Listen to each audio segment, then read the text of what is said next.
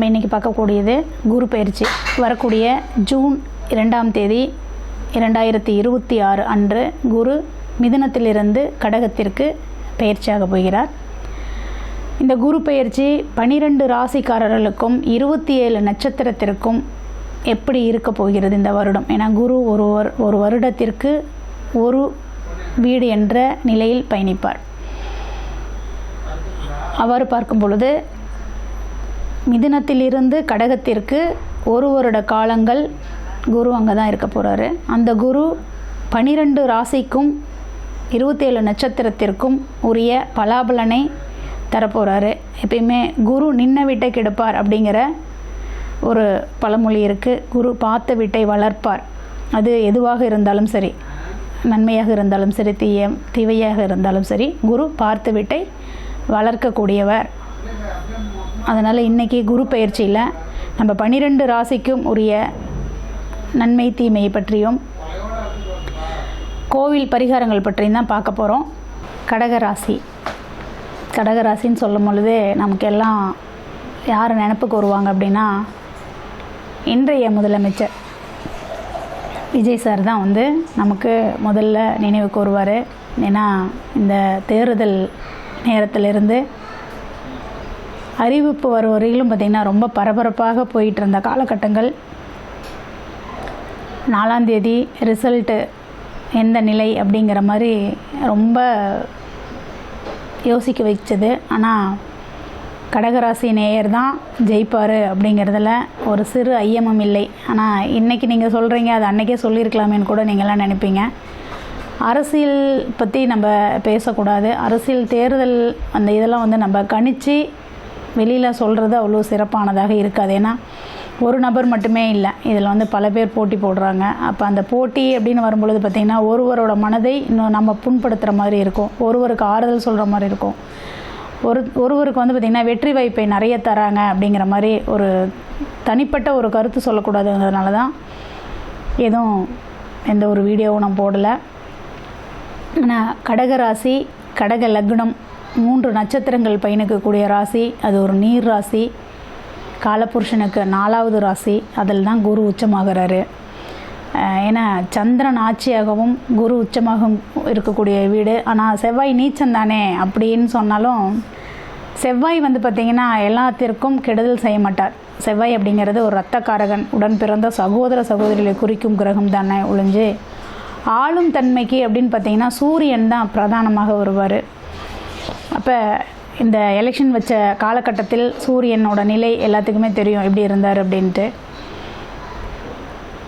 Vijay sir ஜெயிக்கிறதுக்கு காரணமும் இந்த குரு தான். ஏன்னா குரு எப்பயுமே தன் ஒரு வீட்டிலிருந்து மற்றொரு வீட்டிற்கு செல்ல 40 நாளைக்கு முன்னாலேயே பலாபலனை தந்துடுவார். அப்போ அவருக்கு குரு எந்த அளவுக்கு வலிமையாக இருந்திருந்தால் ஒரு நாட்டையே புரட்டி போட்டு திரும்பி பார்க்கக்கூடிய அளவிற்கு இந்த குரு நன்மையை செஞ்சுருப்பாருன்னு பாருங்கள். கடகராசியில் பிறந்தவர்களுக்கு 3 நட்சத்திரமான புனர்பூசம் 4ஆம் பாதத்திலிருந்து ஆயில்யம் 4 பாதங்கள் வரை, அதாவது பூச நட்சத்திரமும் முழு நட்சத்திரம், அதே போல் ஆயிலி நட்சத்திரமும் முழு நட்சத்திரமாக இருக்கக்கூடிய ஒரு வீடு தான் இது.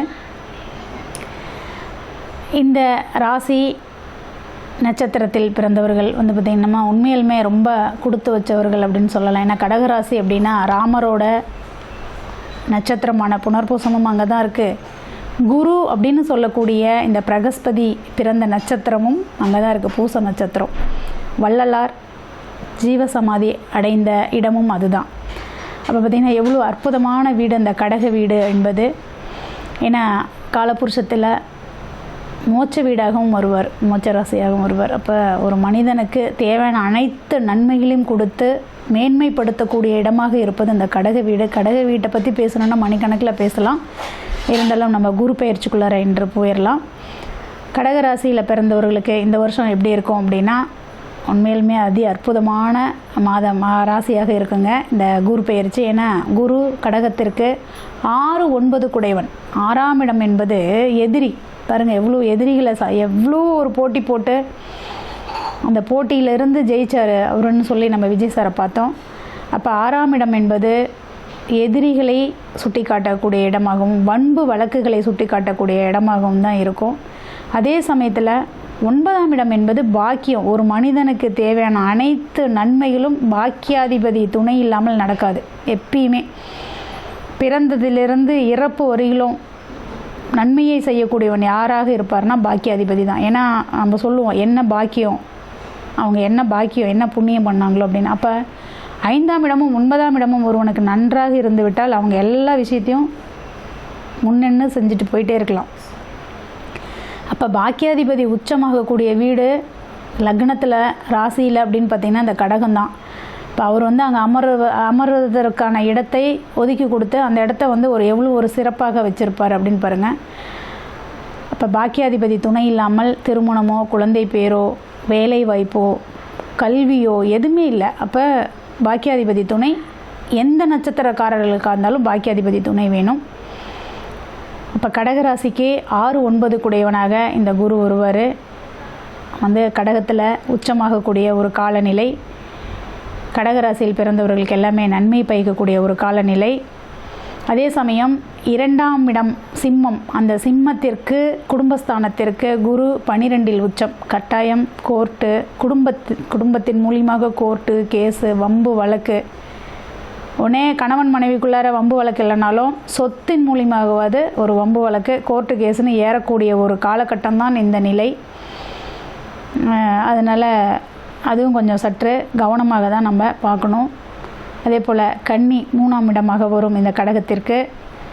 அதற்கு 11ஆம் இடமாக குரு உச்சநிலையில் இருக்க போகிறாரு. அப்போ சகோதரர்களுக்கு கட்டாயம் இந்த கடகராசிக்காரர்கள் மூலியமாக ஒரு நல்ல பயணம், அதாவது நல்ல லாபம் உண்டு. இவங்க ஒரு தொழில் சகோதரன் ஏதாவது ஒரு தொழில் செய்கிறார் அப்படின்னா கடகராசிக்காரரான இந்த கடகத்தில் பிறந்தவர்களை அந்த காரியத்தை செஞ்சு கொடுக்க சொல்வதன் மூலியமாக கட்டாயம் அவங்க உயர்வான மேன்மைக்கு வருவாங்க. அதே போல் கடகராசிக்கு 4ஆம் இடம்னு சொல்லக்கூடியது துலாம், தாய்ஸ்தானம். அந்த தாய்ஸ்தானத்துக்கு 10ஆம் இடத்தில் குரு உச்சநிலையில் அடைகிறாரு. இந்த காலகட்டம் எப்படி இருக்கும் தாய்க்கு அப்படின்னா, தாய் இன்றைக்கி வரலும் சும்மா இருந்தாங்களா, இப்போ ஏதாவது ஒரு தொழில் செய்யலாமா, ஒரு 10 ரூபா முதலீடு பண்ணலாமா அப்படிங்கிற ஒரு எண்ணங்கள் அவங்களுக்குள்ளார ஓடும். அதே சமயத்தில் தாயின் உறவு வழியில் ஒரு நிகழ்வு, அதாவது பார்த்திங்கன்னா எப்பயுமே நெகட்டிவ் சொல்லக்கூடாதுன்னு நினைக்கக்கூடியவர் நான். அதனால் ஒரு சங்கட நிகழ்வுகள் நடப்பதற்கும் ஒரு வாய்ப்பு உண்டு. அதனால் அதையும் கொஞ்சம் கவனமாக தான் இருக்கணும். தாய்க்கு வராது, தாயின் உறவுக்கு வரும். அடுத்தது பார்த்திங்கன்னா கடகராசிக்காரர்களுக்கு 6ஆம் இடம் 5ஆம் இடம்னு சொல்லக்கூடியது விருச்சகம். விருச்சகத்திற்கு 9ஆம் இடமாகிய பாக்கியத்தில் 5, 9 போய் அமர்றதுனால கட்டாயம் இவங்களுக்கு வெளிநாடு வெளி மாநிலத்தோட ஒரு நல்ல ஒரு வாய்ப்பு கிடைக்கும். குழந்தைகள் மூலியமாக ஒரு நல்ல மதிப்பு கிடைக்கும். இன்றைக்கி ஒருளும் குழந்தை பேர் இல்லை அப்படின்னா கட்டாயம் குழந்தை உண்டுங்க இந்த வருஷம். ஏன்னா கடகராசியில் இருக்கிற குரு 5ஆம் வீட்டை பார்வை செய்கிறார், அதாவது விருச்சக வீட்டை பார்வை செய்கிறார். அப்போ குழந்தை இல்லைங்கிறவங்களுக்கு இந்த வருஷம் குழந்தை உண்டு. அதே போல் குழந்தைகளால் மன மகிழ்ச்சி உண்டு. இதெல்லாமே இந்த வருஷம் உங்களுக்கு ஒரு சிறப்பான வருஷமாக இருக்கும். கடகத்திற்கு 6ஆம் இடம்னு சொல்லக்கூடிய தனுர் வீடு, தனுர் வீட்டிற்கு 8இல் போய் குரு அமர்றாரு. தேவையில்லாத கடன் வாங்குறதும் தேவையில்லாத இஎம்ஐ கட்டுறதெல்லாம் கொஞ்சம் தவிர்த்துக்கோங்க.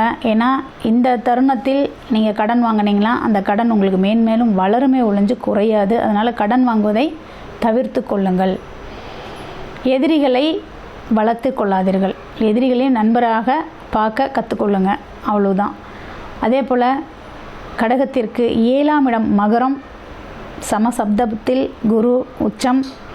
அப்போ திருமணம் கைகூடும், திருமணத்திற்கான வாய்ப்பு உண்டு, மனைவியின் மூலியமாக நல்ல ஒரு மதிப்பு உண்டு. இது எல்லாமே ஏன்னா குரு நீச்ச வீடான மகரம் தான், ஆனால் குரு அங்கே பார்வை செய்கிறாரு. அப்போ பார்த்திங்கன்னா அந்த பார்க்கக்கூடிய இடத்தை அவர் வளர்ப்பார் அப்படின்னு ஃபஸ்ட்டில் நான் ஆரம்பத்தில் சொல்லியிருக்கேன்.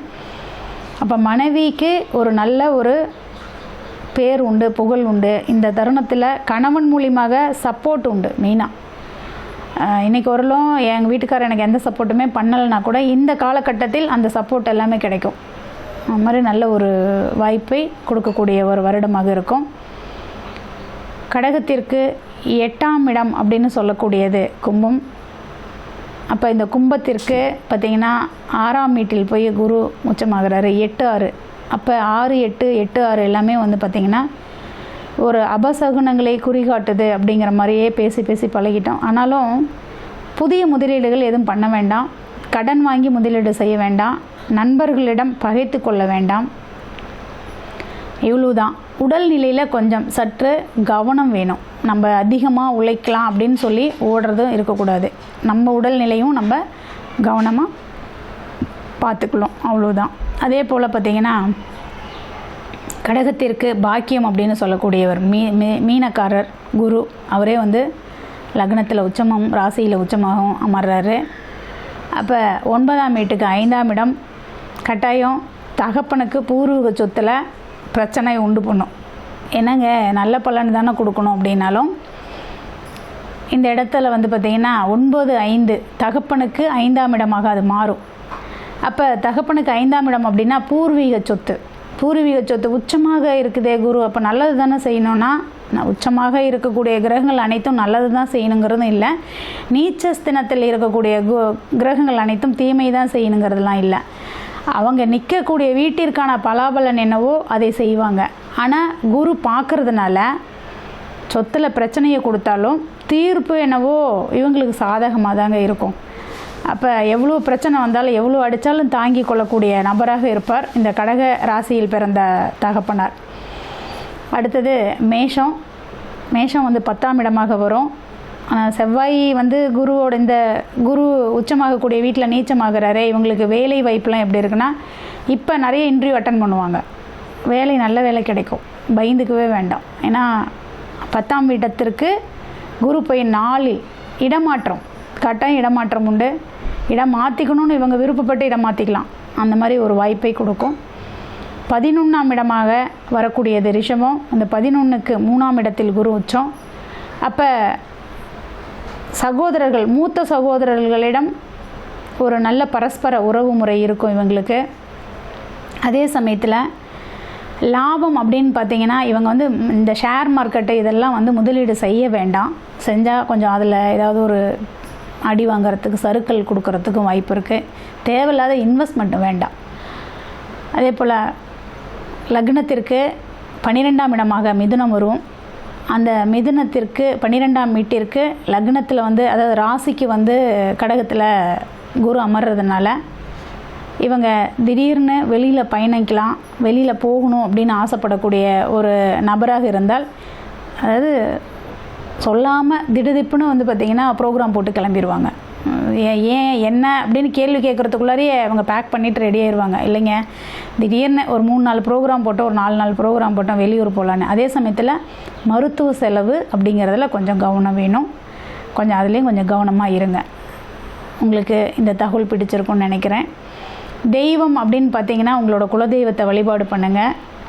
உங்களோட இஷ்ட தெய்வம் அப்படின்னு பார்க்கும் பொழுது பார்த்திங்கன்னா இந்த கடக ராசியில் பிறந்தவர்களுக்கு குரு, அதாவது குரு நிற்கிற வீட்டுக்கு 11ஆம் இடம், குரு எந்த வீட்டில் நின்னாலும் அதற்கு 11ஆம் இடமாக எந்த வீடு வருதோ அதுதான் அவங்களோட இஷ்ட தெய்வமாக இருக்கும். அப்போ அவங்களோட இஷ்ட தெய்வத்தை எடுத்து வழிபாடு பண்ணுவதும் சிறப்பை தரும். நன்றி.